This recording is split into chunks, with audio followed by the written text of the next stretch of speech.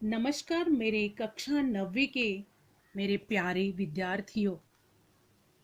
आज इस वीडियो द्वारा हम हमारी पाठ्य पुस्तिका की पहली इकाई शुरू करने जा रहे हैं। सर्वप्रथम मैं आपका अध्ययन के लिए स्वागत करती हूँ। पहली इकाई की पहली कविता चांदनी रात, जो कि मैथिली शरण गुप्त जी द्वारा लिखी गई है, इस कविता का परिचय मैं आपको कराना चाहती हूँ। सर्वप्रथम मैथिली शरण गुप्त जी, इनका परिचय मैं आपको दे रही हूँ। इनका जन्म 3 अगस्त 1886 चीरगांव, झांसी, उत्तर प्रदेश में हुआ। इनकी मृत्यु 12 दिसंबर 1964 में हुई है। उनका परिचय। मैथिली शरण गुप्त जी खड़ी बोली के महत्वपूर्ण कवि है। आपकी रचनाएं मानवीय संवेदनाओं, विशेषता नारी के प्रति करुणा की भावना से ओतप्रोत है। मैथिली शरण जी की प्रमुख कृतियां इस प्रकार है। साकेत, यह उनका लिखा गया महाकाव्य है।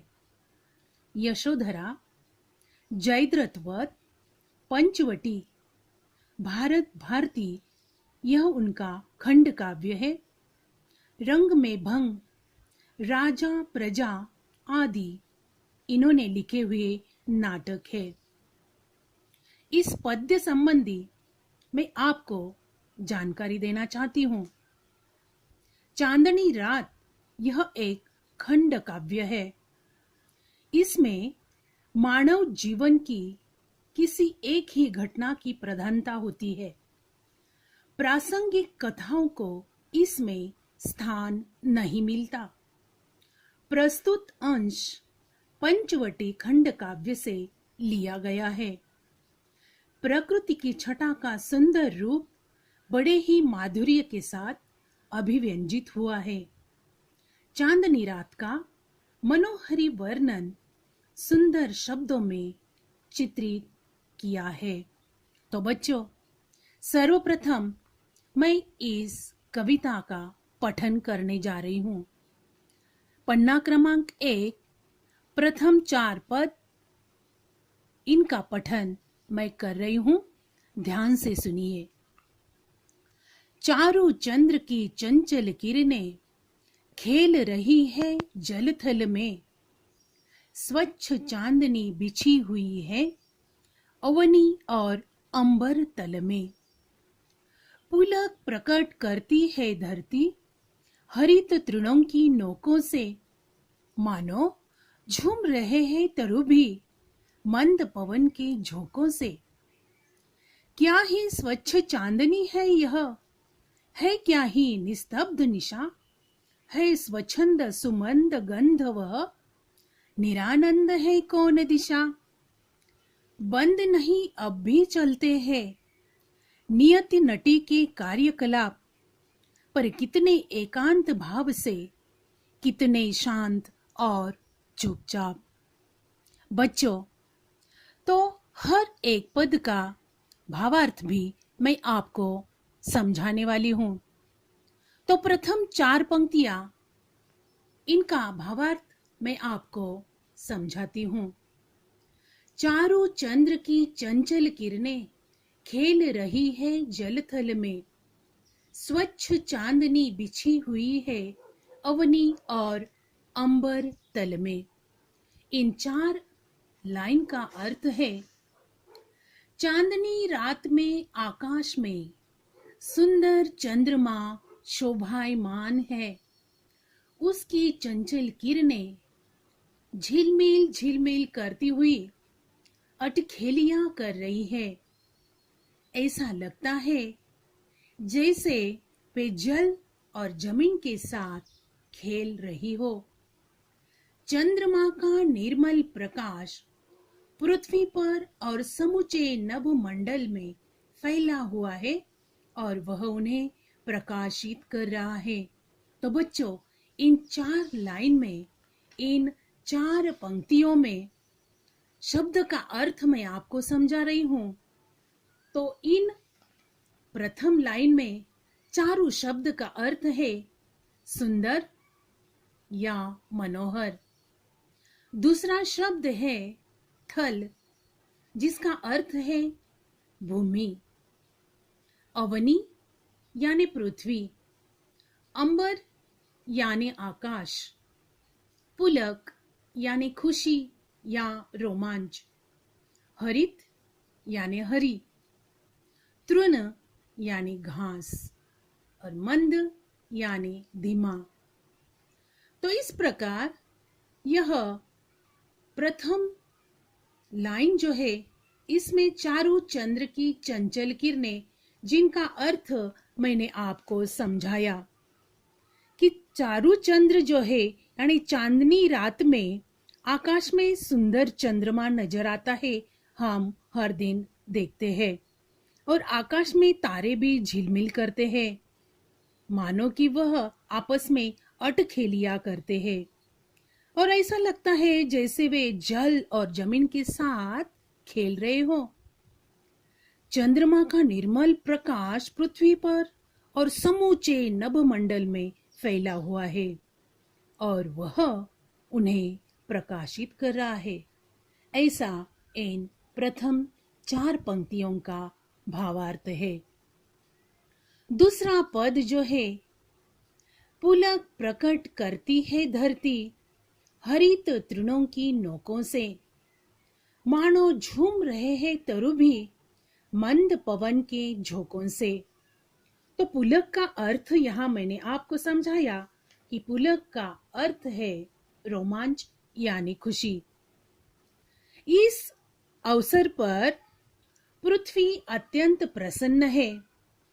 वह अपनी यह प्रसन्नता पृथ्वी पर उगी हुई हरी हरी घास की नोकों से प्रकट कर रही है। मंद मंद हवा के झोंकों से पेड़ पौधों भी झूम रहे हैं और ऐसा लगता है बच्चों जैसे वे भी अपनी खुशी प्रकट कर रहे हैं। यानी हरित यानी हरा, तृण यानी घास। यह हरित धरती इन मंद हवा के झोंकों से झूम उठी है। ऐसा इन 4 पंक्तियों का अर्थ है। तीसरा पद है बच्चों, क्या ही स्वच्छ चांदनी है यह, है क्या ही निस्तब्ध निशा, है स्वच्छंद सुमंद गंध वह, निरानंद है कौन दिशा। तो इन 4 पंक्तियों में तीसरे पद में स्वच्छंद का अर्थ है बच्चों अपनी इच्छा के अनुसार सब काम करने वाला। इस तीसरे पद की दूसरी लाइन में शब्द दिया है निस्तब्ध। निस्तब्ध का अर्थ है निश्चेष्ट, यानी जो हिलता डुलता न हो। तीसरी लाइन में दिया है स्वच्छंद, यानी अपनी इच्छा के अनुसार, जो कि मैंने पहले लाइन में आपको समझाया। तीसरी लाइन का दूसरा शब्द है सुमंद। सुमंद यानी बहुत धीमी। और इस तीसरे पद की चौथी लाइन में शब्द है निरानंद। निरानंद का अर्थ है बच्चों जिसमें आनंद न हो, यानी आनंद रहित। तो इस प्रकार इन 4 पंक्तियों का अर्थ भी मैं आपको समझा रही हूं। कवि चंद्रमा के स्वच्छ प्रकाश में निखरी हुई रात्रि का वर्णन करते हुए कहते हैं कि यह चांदनी गजब की निर्मल है और यह रात कितनी शांत है। कहीं किसी और स्वर नहीं है, सर्वत्र मुक्त रूप से मंद मंद सुगंध व्याप्त है। कोई भी दिशा ऐसी नहीं है जिस ओर आनंद का माहौल न हो, अर्थात सर्वत्र आनंद ही आनंद है। तो बच्चों, मैंने इस तीसरे पद का भावार्थ आपको समझाया। अपना चौथा पद है बंद नहीं अब भी चलते हैं, नियति नटी के कार्यकलाप पर कितने एकांत भाव से, कितने शांत और चुपचाप। तो बच्चों, इस चौथे पद की दूसरी लाइन जो है, इसमें पहला शब्द है नियति। तो नियति का अर्थ है होनी या भाग्य, और उसी लाइन में दूसरा शब्द है नटी। नटी का अर्थ है अभिनय करने वाली स्त्री, जो कि हम फिल्म में देखते हैं कि नटी अपना अभिनय करती रहती है। और लास्ट शब्द इस दूसरी पंक्ति में दिया है, अंतिम शब्द कार्यकलाप। कार्यकलाप का अर्थ है बच्चों गतिविधि। तो लास्ट 4 लाइन का, पेज नंबर 1 पर लास्ट 4 लाइन का भावार्थ मैं आपको समझा रही हूं। कवि कहते हैं कि कोई भी गतिविधि बंद नहीं है। रात्रि रूपी नटी के सारे कार्यकलाप अब भी पहले जैसे चल रहे हैं। विशेषता यह है कि सब कुछ बहुत ही शांत ढंग से और एकांत भाव से चुपचाप हो रहा है। कहीं कोई कोलाहल नहीं है।